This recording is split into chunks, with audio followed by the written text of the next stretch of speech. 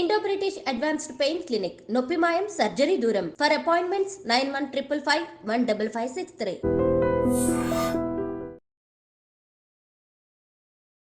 నమస్తే, నేను Kavitha. Welcome to I dream.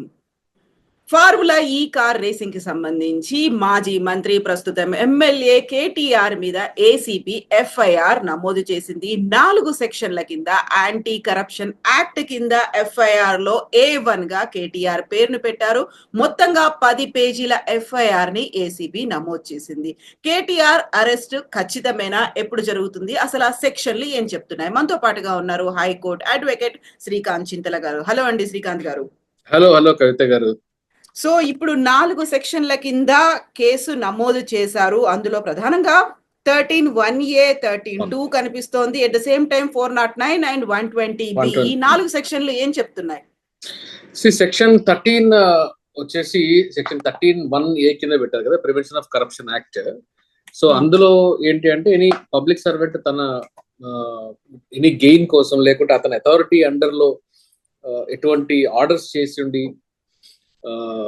Corruption కి పాల్పడినాడు అని చెప్పేసి ఉంటే, ఆరోపణలు ఉంటే సెక్షన్ 13(1A) మామూలుగా పెడతారండి. లాంగ్వేజ్ వచ్చేసి అంటే అతని కోసం, అతని స్వలాభం కోసం కానీ, లేదా ఇంకొకరికి లాభం చేయడానికి కానీ, లేదా ఒక వ్యక్తికి లేకుంటే గవర్నమెంట్ కి నష్టం కలిగించే ఏ పనైనా చేసి ఉంటే అది 13(1A) కింద, ప్రివెన్షన్ ఆఫ్ కరప్షన్ యాక్ట్ కింద ప్రాసిక్యూట్ చేస్తారండి. 13(2) ఏంటి అంటే పనిష్మెంట్ డిఫైన్ చేస్తుంది బేసిక్ గా.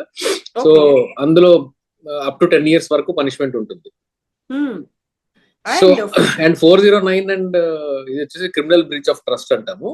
409 IPC.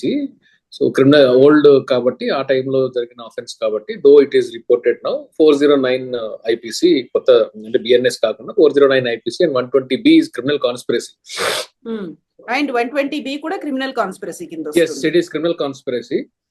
సో ఇది అంటే దీనికి సంబంధించి కంప్లైంట్ చూస్తే, అంటే ఎఫ్ఐఆర్ కాపీ చూస్తే, అందులో ఈ నోట్ పుటప్ చేసిన డేట్స్ అవన్నీ కూడా రీసెంట్ డేట్స్ లాగే కనిపిస్తున్నాయి. Original proceedings date, original complaint received is also 18/10/2024 October లో. So very recent complaint. That to మనకు I think subject to correction. Next season ఇక్కడ జరగవలసిన, హైదరాబాద్ లో జరగాల్సిన సీజన్ క్యాన్సిల్ అయింది అనుకుంటాను కదా. అవును, సెకండ్ సీజన్ జరగాల్సి ఉండే, సెకండ్ ఇయర్ కన్సిక్యూటివ్ గా గవర్నమెంట్ చేంజ్ అయిన తర్వాత క్యాన్సిల్ చేశారు. క్యాన్సిల్ చేశారు. అవకతవకలు జరిగాయి అని. యాక్చువల్ గా ఇలాంటి కేసుల్లో ఏం జరుగుతుందండి? 55 కోట్లని ఆయన డైరెక్ట్ గా ట్రాన్స్ఫర్ చేశారు వితౌట్ క్యాబినెట్ అప్రూవల్ కావచ్చు. HMDA డైరెక్ట్ గా అందులో ఇన్వాల్వ్ అయ్యిందని A2 గా IAS ఆఫీసర్ అరవింద్ కుమార్ పేరు పెట్టారు. HMDA చీఫ్ ఇంజనీర్ పేరు A3 గా యాడ్ చేశారు ఇందులో. అవును. అంటే జనరల్ గా ఇట్లాంటి గవర్నమెంట్ లో ఏం చేస్తున్నారంటే, ఎవరైతే గవర్నమెంట్స్ లో మినిస్టర్స్ ఉంటారు, ఎనీ పర్సన్ ఇన్ అథారిటీ ఏం చేస్తుంటారంటే, ముందుగా ఫైనాన్షియల్ ఎమర్జెన్సీస్, ఎక్స్టెంజెన్సీస్ ఉంటే ముందుగా ట్రాన్స్ఫర్ చేయండి అని ఓరల్ ఆర్డర్స్ ఇస్తూ ఉంటారు, which is of course strictly legally speaking is impermissible. అలా చేయకూడదు. కానీ జనరల్ గా సాధారణంగా చేస్తూ ఉంటారు, చేసి తర్వాత రాటిఫై చేసుకుంటూ ఉంటారు అట్లాంటి decisions. So later point in టైంలో ఇది సో అండ్ సో ఇర్రెగ్యులారిటీలో మనం చేసాం అంటే, ప్రొసీజర్ ఆ టైంకి ఫాలో అవ్వలేకపోయాం కాబట్టి అని చెప్పి జస్టిఫై చేసుకుంటూ ఆ డెసిషన్స్ ని రాటిఫై చేసుకుంటూ ఉంటారు. అన్ని దీంట్లో రాటిఫై చేసుకోవడం అనేది కుదరదు, but this is general practice. Okay, ఇప్పుడు కేటీఆర్ అయితే ఒక మాట చెప్తున్నారు, నేను యాంటిసిపేటరీ బెయిల్ కోసం అయితే అప్లై చెయ్యను అనే మాట. సో స్క్వాష్ పిటిషన్ ఇట్లాంటివి ఏమైనా ఉంటాయా? అందులో ఏం జరుగుతుంది? ఏసీబీ ఇమ్మీడియట్ గా చేసే పనులు ఏముంటాయి? ఏసీబీ జనరల్ అంటే ఇప్పుడు ఈ పర్టికులర్ కేసెస్ లో 409 అండ్ 120 ఉన్నాయి కాబట్టి, మోర్ దెన్ 7 years పనిష్మెంట్ ఉంది కాబట్టి ఐ థింక్ అరెస్ట్లు చేస్తారని అనుకుంటున్నాను. యాంటిసిపేటరీ బెయిల్ అప్లై చేయను అని మరి కేటీఆర్ గారు ఎటువంటి సందర్భంలో అన్నారో నాకు తెలియదు. Maybe he wants to take it in a political way, but arrest అయ్యే ఆస్కారం అయితే ఖచ్చితంగా ఉంది కవిత గారు. సో ఎప్పుడు చేస్తారు? యూజువల్ గా ఈ మధ్య కాలంలో చూస్తున్నవన్నీ వీకెండ్ కేసెస్ అవుతున్నాయి. ఈవెన్ హైడ్రా కావచ్చు, ఈ వెరీ రీసెంట్ గా అల్లు అర్జున్ కేసు కావచ్చు, ఎఫ్ఐఆర్ నమోదైంది కూడా థర్స్డే, ఫ్రైడే అవ్వచ్చు అనేటువంటి ఈ వార్తలు అయితే వినిపిస్తున్నాయి కదా. అవును అవును అంటే ఇలాంటివి ఎట్లా ఉంటది అంటే అండి, ఒక ప్రిన్సిపల్ ఆఫ్ లా ఒకటి ఉందండి కవిత గారు. అదేంటి అంటే ప్రజాస్వామ్యంలో ఒక వ్యవస్థ, అంటే ప్రజాస్వామ్యంలో ఒక పని కానీ, లేదంటే ప్రభుత్వ తీరు కానీ ఫెయిర్ గా ఉండాలి, ట్రాన్స్పరెంట్ గా ఉండాలి. కానీ అంతటితో సరిపోదు. చాలా మంది అనుకుంటారు ఫెయిర్ అండ్ ట్రాన్స్పరెంట్ గా ఉండాలని అనుకుంటారు, కానీ అంతటితో సరిపోదు. అది ప్రజాస్వామ్య విలువలు అక్కడతో ఆగిపోవు, ఫెయిర్ అండ్ ట్రాన్స్పరెంట్ గా ఉండడంతో ఆగిపోవు. ఫెయిర్ అండ్ ట్రాన్స్పరెంట్ గా మేము ఉన్నాము అనే కాన్ఫిడెన్స్ ని కామన్ మ్యాన్ లో కూడా కలిగించాలి. ఆ కలిగించినప్పుడు మాత్రమే ఆ వారు ప్రభుత్వం వారు చేసిన చర్య గాని, చట్టం గాని, ఏదైనా గాని ఇది ఫెయిర్ అండ్ ట్రాన్స్పరెంట్ గా ఉంది అనే నమ్మకం నాలో కలిగించినప్పుడు మాత్రమే అది ప్రజాస్వామ్యం యొక్క విలువలతో కన్ఫర్మేషన్ లో ఉంటుంది. సో ఇప్పుడు ఏంటంటే మీరు అన్నది వీకెండ్ అరెస్టులు చేయడం, వీకెండ్ లో ఎఫ్ఐఆర్లు కట్టడము, వెంటనే అరెస్టులు చేసి వీకెండ్ లో బెయిల్ రాకుండా చేసేస్తాము, డిటైన్ చేస్తాము అని అనుకోవడం అనేది ఇది అంటే ప్రాపర్ సిగ్నల్స్ ఇవ్వదు అనడానికి ఛాన్స్ అయితే ఉంది ఖచ్చితంగా. ఎందుకంటే 20 అక్టోబర్ నెలలో ఫస్ట్ కంప్లైంట్ వచ్చింది. 208 పేజెస్ అంట, మరి ఏందో నా ముందు లేదు. 208 పేజెస్ రిపోర్ట్ బేస్ చేసుకొని ఆఫ్టర్ 2 months ఒక ఎఫ్ఐఆర్ జరిగింది. ఎఫ్ఐఆర్ చేయడానికన్నా ముందు పబ్లిక్ సర్వెంట్స్ ఉన్న వాళ్ళు శాంక్షన్ తీసుకోవాలి, గవర్నమెంట్ నుంచి శాంక్షన్ తీసుకోవాలి. పైగా ప్రివెన్షన్ ఆఫ్ కరప్షన్ యాక్ట్ లో కూడా మీకు శాంక్షన్ తీసుకోవడం అనేది మ్యాండేటరీ. పర్టికులర్లీ మళ్ళా వీళ్ళు పబ్లిక్ సర్వెంట్స్ లో ఉన్నారు కాబట్టి, పబ్లిక్ రిప్రజెంటేటివ్స్ గా కూడా ఉన్నారు కాబట్టి సిఆర్పిసి లో ప్రావిజన్స్ ఉన్నాయి. They have to seek permission. Permission లో ఏమన్నా లేట్ అయిందేమో తెలియదు మరి ప్రాసిక్యూట్ చేయడానికి. కానీ జనరల్ గా ఏంటి అంటే ఇట్లాంటివన్నీ కూడా కవిత గారు, కరప్షన్ ఎక్కడ జరిగినా కానీ ఆపి తీరాలి. కరప్షన్ ఎవరు చేసినా కానీ, ప్రభుత్వంలో ఉన్న వాళ్ళు చేసినా ఎవరు చేసినా కానీ కరప్షన్ లో దానిలో ఎటువంటి రిలాక్సేషన్ లేదు. జైలుకి వెళ్లాల్సిందే, కామన్ మ్యాన్ లాగా అన్ని ఫేస్ చేయాల్సిందే. కానీ ఏ టైంలో చేస్తున్నాము, ఎలా చేస్తున్నాము అనే విధానాన్ని, ప్రభుత్వాలు తీసుకునే విధానాన్ని కూడా మనము గమనించాలి.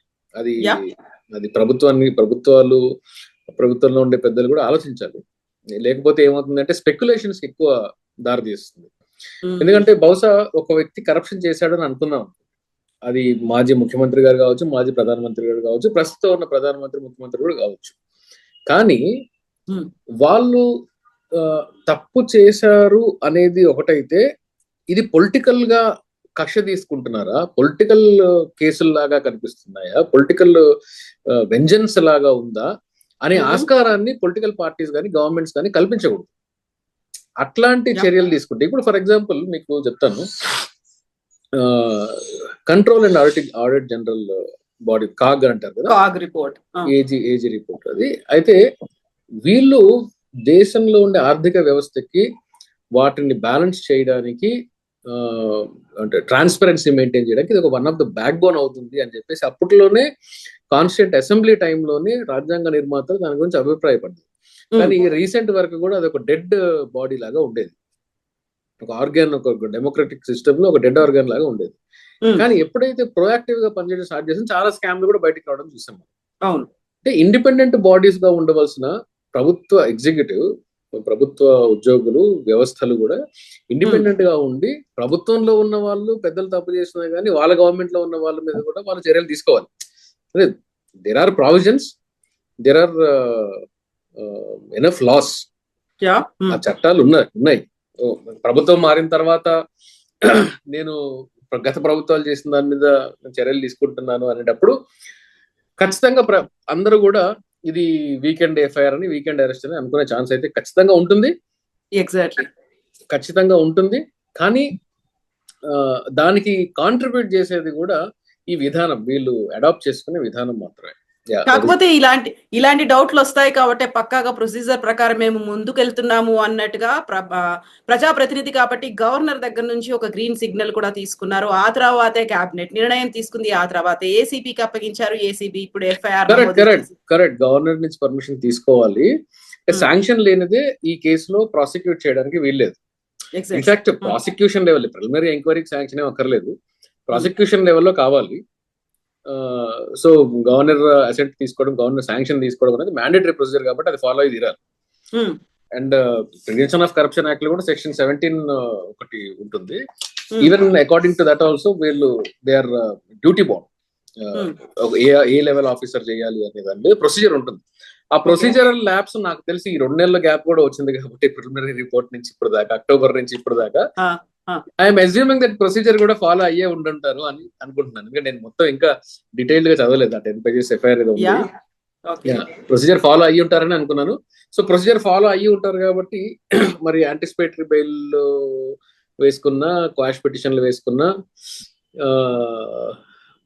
ఇమీడియట్ రిలీఫ్ రాకుండా ఉండడానికి ఆస్కారం ఎక్కువ ఉండే ఛాన్స్ కనబడుతుంది. అయితే ఇప్పుడు యాంటిసిపేటరీ బెయిల్ కోసం నేను వెళ్ళను అన్నప్పుడు కూడా అక్కడ స్టేషన్ బెయిల్ కానీ లేకపోతే మనం మొన్న చూసినటువంటి ఇంటరిమ్ బెయిల్ కానీ ఇలాంటివి ఏమైనా ఉంటాయా? అంటే అనే వెరీ ఫన్నీ నోట్ అండి, నేను వాట్సాప్ లో బాగా సర్క్యులేట్ అవుతుంది.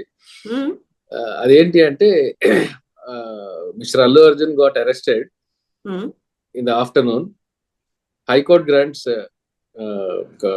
lunch motion in the afternoon. Evening he got arrested. Next day morning he was released in a quash petition. So justice works in India. From India lo న్యాయం పనిచేస్తుంది.